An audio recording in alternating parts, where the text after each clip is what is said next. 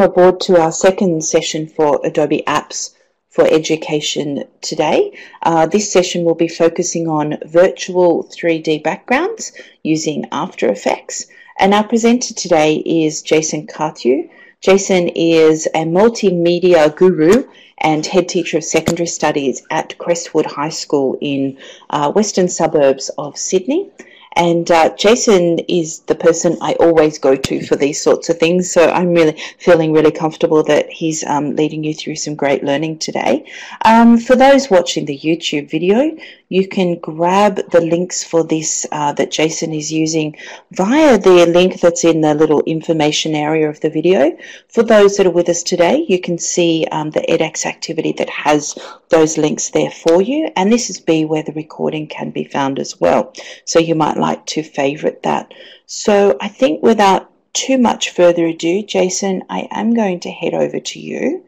So we'll just pop into the share area. If you do have any questions for Jason, please put your questions in this area up the top, and Jason will answer them towards the end of the session.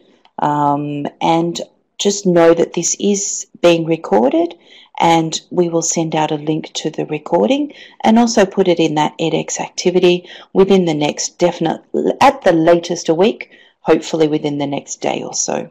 So Jason, are you there? Yes, I am. Thanks, Pip. No worries. Dive straight in. Over to you. That seems to be working fine, and I'm going to mute myself. See you later. Excellent. Thanks again. Just to give a bit of a background concept of this, because I noticed that there's some people in the session who have never used After Effects, I might cover a few basics as well, just to start with. But essentially what I'm looking at here is showing you how you can create a 3D background. Now I have these planets here and stars in the background. And what I want to do is show you how they virtually move in 3D. These are all made up of two-dimensional photos, but you get that virtual 3D feel for it. So you get the depth of distance. Can zoom in enough. Can move this forward a bit too, just to demonstrate to you what we're trying to do here. You'll see that the nearer planet moves faster than the further planet, and the stars take quite a while to move. So we're taking in that concept of distance and utilizing it to create a sense of 3D. And I did decide that because my son has been calling himself Superboy lately, I'd get some green screened or chroma keyed footage of him flying through space to give you the example. So this is a very nice basic example of 3D background, and I'll show you a bit more complex one after this. So to start off, we'll create a new composition. Your settings for your composition, for those who are new to After Effects, are all really dependent on your video footage. So I'm just leaving it as is at this point, but you may change in the settings there if you need to. And I'm using ray traced, which helps with 3D graphics that you create within After Effects, like 3D text. So I have my blank composition. The first thing I'm going to bring in is my background. So I'll just find it up here somewhere. There it is. And all of these graphics are either courtesy of NASA, which leaves it open for the public domain, or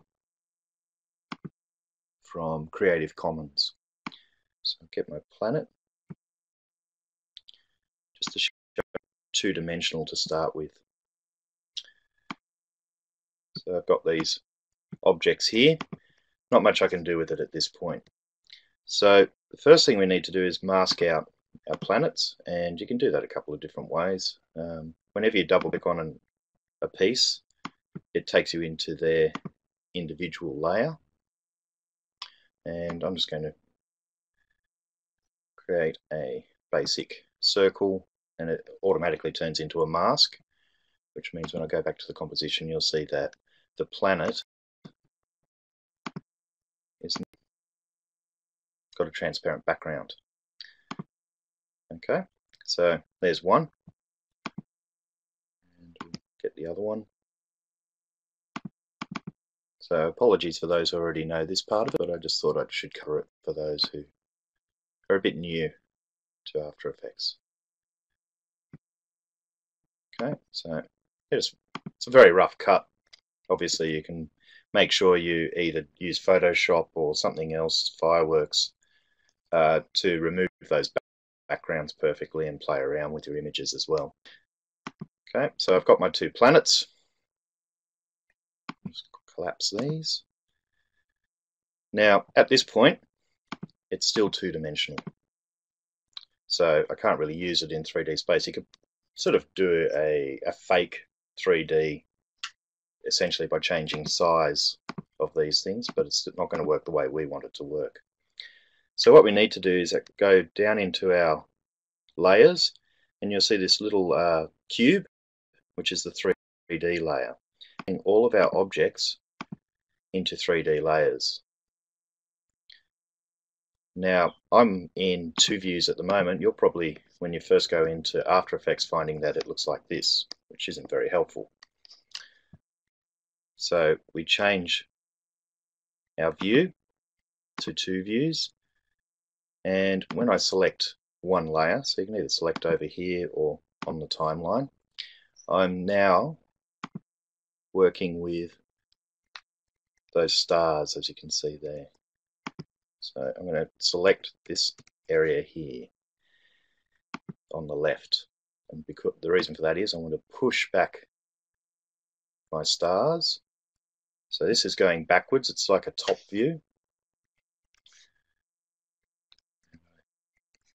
Zoom this one back out, you should see the planets now.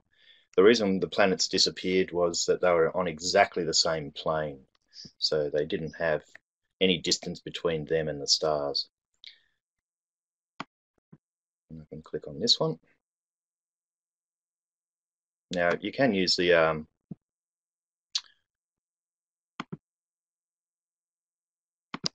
transform position in here as well if you want, just move it around. But because we're sort of seeing this visually, I'm going to show you these. You can sort of see the red arrow there, I'm hoping. What I might do is zoom in a bit closer so you can see what I'm talking about.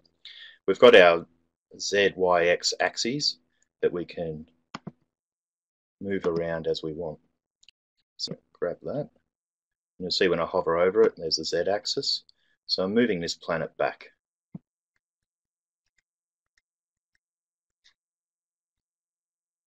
And we'll get this planet here and bring it forward. Be a bit to the right. Now another little trick to working with After Effects is, because it's so resource dependent, you can change the quality of what you're viewing while you're working with it. And I'm going at 1/3, so it renders things quite quickly. If I go on full and do a change,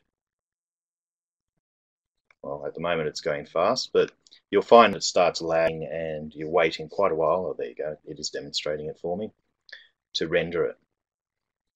So that's one good reason to just lower the quality while you're working with it. You just get to see faster results. So I've got my two planets. They are actually more 3D now, because you can see there's the stars. I'm selecting those. There's, I think it's Neptune, and there's Mars. Oh no, it's Jupiter, sorry. It's Jupiter. Next thing that we need to put in is a camera. Now, you can go with the default settings of cameras. When you go right into the cameras, they allow quite a lot of tweaking in terms of how 3D images are affected and depth of field, if you know about that. So you can have it sort of focused within a certain area. But in this case, I'm just going with a default. So I now have my camera. And you'll notice up in the left corner here, it's changed the view. This is on the right view, to active camera. This means that what we see now is the movement of the camera. You can sort of probably see that slight difference in speed happening now. If I was going to be a purist, I'd be trying to get those stars back as far as possible. But you have to be mindful of the size of your graphic. So if I go back too far, the camera starts seeing around the edges.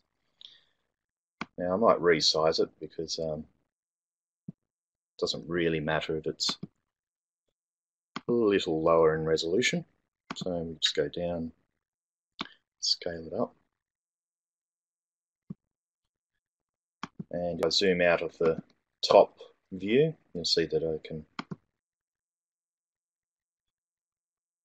now push it back a bit further. The more distance I get, the more natural it will feel in depth. So as you know, when you're driving along and you look at the moon seems to be following you. That's because of its distance, so it's only slightly moving. And we want to try and recreate that as much as possible. So I now have that. The next thing I need is Superboy. Now in the case of this footage, this is video footage and it's flat. We don't turn that into a 3D element. And the reason I'm not turning it into a 3D element is I don't want it to get affected by the camera. So essentially it's like the footage will follow the camera because it's only on the two-dimensional plane. Now there's a couple of ways you can remove green or backgrounds. There is key light. So I drop key light onto there. Get my eyedropper. I find if you go for the darker sections of these sorts of things, you'll get a better result straight away. And you can see now where the chroma key sheet was on the ground, we've got stars. However, I've still got to get rid of some of the other parts of it. And again, you can do this just by masking it out.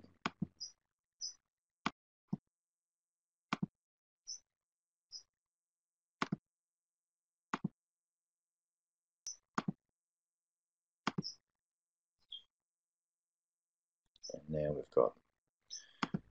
Now, I won't go into fiddling around with the details of this. You can still see in there, and that's just because I haven't really perfected my chroma key. And my son Rowan here, he's gone a little bit transparent. But you can play around with these to try and get the right levels. So I'm just going to go with that for the moment as a demonstration. So we now have a static camera and the planets all in perspective. Unfortunately the video moves a bit, so we're seeing leaves appear. I just close the mask in a bit more to cover that. As long as I don't go over him, it doesn't really matter where I put this mask. To cut out that unwanted footage. Okay, so we now have our stage set. And what I want is my camera. Now because he's flying, I want my camera to start forward, because I'm going to reverse the camera back out to give the illusion of Rowan flying forward. And to do that, we need to animate. So if we go into the transform controls, you hit the little drop down arrow there in the layer. You can turn on the timer for position. And I'll make it sort of fast so that we don't have to wait for lots of renders. I pull my camera back in position until it's what I want. Don't want to lose the stars. And we now have it animating. So I'll see how well I go on the RAM preview. It should be okay with a third resolution. So you can see it sort of stepping through him flying through space.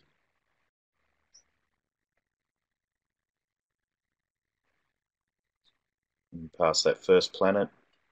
So we're creating a 3D environment where we don't have to think too much about positioning objects in a way that gives the illusion of 3D, because they're already going to move in perspective and the depth and size that create that illusion, because we're literally moving through that space.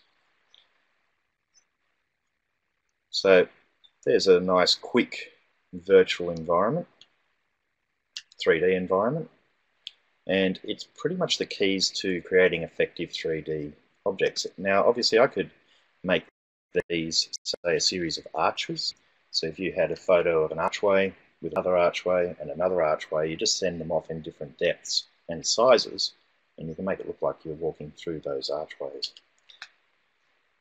So to move on from this one, sorry, if you do open up the project, you'll notice on the video layer here, it is called image because I did it on my iPhone, but you'll get the sound of me directing my son. You can turn that off by just toggling the audio here. So just turn it off, because you might want to add music or play around with that aspect as well. So that's one 3D environment. Now the next one I'm going to show you is just a bit of an idea as how far you can go with these. And both of these projects are in the resources. Now you already know about the camera and the fact that it can move through a 3D environment. Look on the right there, what looks like a computer game almost, is actually a 3D tunnel made up of two-dimensional images. So to toggle through them, just so you can see what's happened, I have a single image at the end, one wall, another wall. Now looking at that, I can see that I still needed to work on it a little bit. I'll show you how these are created. It's almost like you're doing a virtual drawing using photos. A ceiling, and you can see now on the left when I did the ceiling, it's got it in the right perspective. So it's this image here that has been stretched out, this grey, mottled grey. So again, we can utilize it. Now just a warning here, it's not full 3D, and you'll notice that at some point we end up with edges and the planes become obvious. So you can only get so much out of this effect, and you really do need to think carefully how you're composing it for what you want with your video footage. So you could have someone walking in a green chroma key room, you want to put them in a medieval castle, this might be something you'd do with it. So you do what I did with Rowan, put the layer over the top of it, and it'd be almost like you're following this person walking through the tunnel. Now to do this, I'll just do two walls so that you can get the idea. Make a new composition just so you can have it done. And we need our archway, we need to see where we're heading. Now remember, it's showing up this way in both views because it's not 3D yet. I'll scale down this archway photo. Make it 3D. It's going to disappear here. And I'll move it back so we've got somewhere to reference. Okay, that's that one. Let's get a wall. Throw that in above it. And again, we need to make it 3D. I'm just zooming out so you can see what happens. So we've got our axes here. If I rotate, which is W on the keyboard, the Y-axis, I can get that perspective happening automatically. And V to move. So now we want to sort of construct, if you want, our 3D environment. You can do that just by changing sizes and scale. So I'm just grabbing the corner pins there for the handles and putting that in. So I've got the wall I'm going to. I don't really like the perspective on this. I don't think that's very realistic. So again, we've got to, it's probably better. W to move it. I'm sorry, not W to move it, V to select. You notice that when I pull it along this axis, it actually toggles or turns with the perspective. So just as a demonstration for how quickly you can construct it. And really all you're doing is putting another layer and turning it the opposite way for the walls, but then using your Z-axis rotations for the ceiling and floor. Now if I throw a camera in here,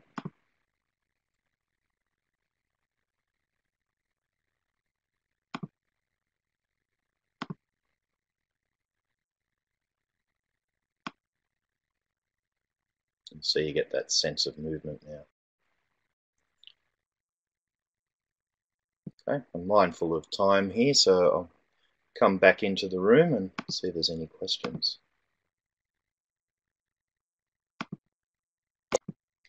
Jason, there's a couple of questions that we might ask while you've still got your room, while you're still sharing screen. First one is, so the red triangle is the field of camera view? That's correct. And you can actually make a focal point too. I'm pulling now. This can have a bit of an effect later on when you sort of see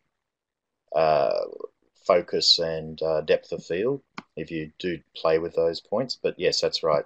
The camera still views beyond the triangle, but you're just getting the idea of the camera angle. And that's changed in the camera settings. When I initially set up the camera, you can change how wide, narrow you want to do that triangle. And where do we do that? Initially, when you make your camera, you can set it up. So I'll show you now. It's okay. So you can see here you've got your angle view.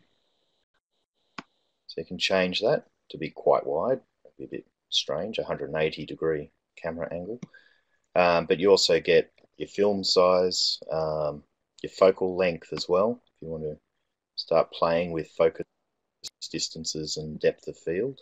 So you can really play around with the camera as if it's a real view, those effects that you see with real cameras or in-camera effects. But yeah, there's a lot involved in explaining that in a short space of time. Is there any questions? Yes. We have another question here. How do you cast shadows? Wanted to ask, if I wanted to make him have casting shadows as he passed by the planets or the walls. Okay. That gets a little harder, particularly with the 2D graphic, because my footage of Rowan wasn't 3D, it doesn't actually react to light and bits and pieces like that. In some cases, you're sort of looking towards using 3D software and getting, I guess, motion capture points, because then it can actually read that motion captured data and then create as well. You could also look at creating another version of, say, Rowan, where you completely desaturate him and sort of change the opacity of the footage. So cut all of the background footage out. There's this silhouette of him, and you could then start playing with that, running alongside him, whichever angle of light you want. But yeah, this is sort of if you want an introduction to creating these things. It can get really quite complex in terms of the materials. Once these are 3D, these get affected by light. So I'll just show you that so you get an idea of it. So you can see straight away it's changed the dynamics of my 3D footage there. And it's because of where the light gets cast. course, the light also has its own settings. But I was a bit wary of going into light, only because it becomes a whole new ball game in itself. You can have the light follow the camera. But yeah, it's hard to sort of describe quickly. Cool. All right, I'm just going to change sessions now, change areas now, layouts, sorry. So thank you. I think that was all we had in questions. I just wanted to remind everyone that we are able to, that this recording and all the files that Jason used are available at this edX activity that I just popped into the chat pod, but also if you're watching via YouTube, it's down the bottom of the information area for this video. I think everyone's got a great idea. Oh, that's not how it should be. Got a great idea of things that they're doing, so ways that they can use After Effects. And thank you very much, Jason, for walking us through that. I think just I need to remind you that in 2 weeks' time, we will be having a session on using Dreamweaver, 2 sessions on using Dreamweaver, using templates, and also creating responsive websites. And you can find those. You can find those via this link that I've just popped in. Just click on the upcoming events and that'll tell you what's there. Hopefully we'll see you in those. And thank you very much for coming and spending time. Jason, thank you so much. Is there anything you wanted to share with anyone at the end, a top tip for After Effects that everyone should know? I think the main thing is to get an understanding of using your layers and the difference between a two-dimensional asset in After Effects and 3D. If you want to pursue those 3D backgrounds, you also sort of need to shoot your two-dimensional footage with the three-dimensional background in mind, because I did that with the planets, knowing full well how to manipulate that. Great tip. Yeah, if everyone could please just fill in those little poll there for me before you head out, that would be really wonderful. And I think I will see you all in 2 weeks' time for a Dreamweaver session. And I'll be sending you all a link. You can also just find the link from on this, the link for the recording will be on the Session 2 resource. If you missed this morning's session and you would like to catch up on that as well, I've just popped the link for Session 1 into that. So thanks everyone. Have a wonderful afternoon, or have a great day if you're in our end of the woods, or have a good sleep if you're somewhere else in the universe. So good luck everyone, and thank you very much for joining us.